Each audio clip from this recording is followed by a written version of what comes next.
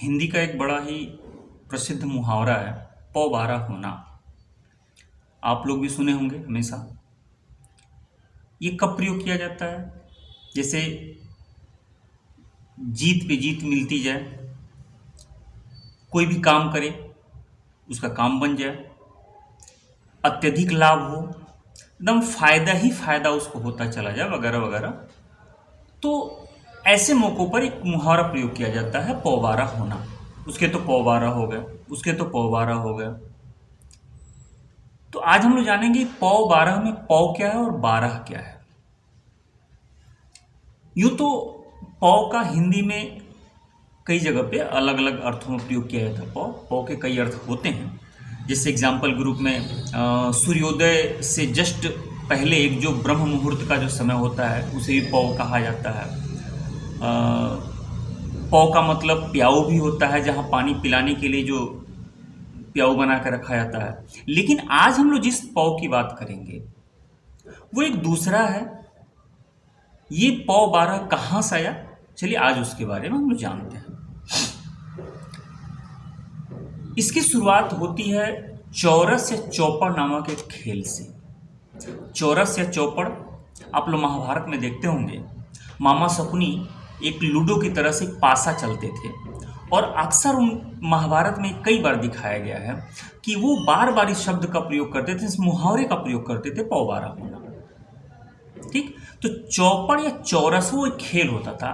एक उसी का आज के डेट में एक लेटेस्ट वर्जन आप कह सकते हैं, लूडो कह सकते हैं।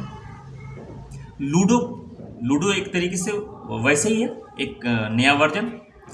तो चौरस या जो चौपड़ खेल होता था प्राचीन काल में, उसमें दो पासे होते थे। और आप जानते हैं कि पासे में 6 फलक होते हैं और 1 से लेकर 6 उस पर अंक दर्ज होते हैं।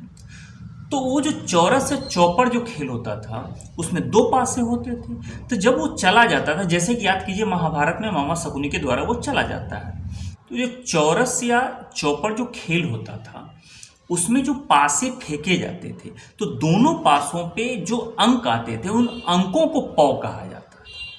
ये चौरस से चौपड़ का एक शब्द है, पौ। पौ खुलना, वहां पे जिसका जो अंक आता था उस हिसाब से वो पास चलता था। फिर अब ध्यान दीजिएगा कि 2 अलग अलग पासे हैं। और आज भी आप अगर लूडो खेलते होंगे, लूडो बड़ा फेमस आज के डेट में है, तो वो जो पासे में जो 6 अंक है वो सबसे बड़ा अंक है और आज भी लूडो में उसका सबसे बड़ा महत्व है। तो चौरस में दोनों फलक पर 6 अंक आ जाए तो फिर वही हुआ पौ बारह होना। तो पौ यानी अंकों को पौ कहा जाता था।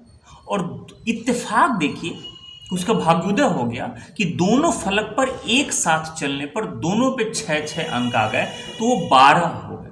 तो वहां से एक ये कहावत या मुहावरा वो पौ बारह होना। अगर पौ 12 हो जाता था तो फिर दोबारा उसे चलने का मौका मिलता था, वो चलता चला जाता था। और 12 अंक बहुत ज़्यादा से यानी मैक्सिमम होता था, तो वहाँ से मुहावरा जन्म लेता है पौ बारह होना, यानी अत्यधिक लाभ होना। यानी उससे ज़्यादा लाभ होने की कोई गुंजाइश नहीं है, वो सर्वाधिक लाभ है।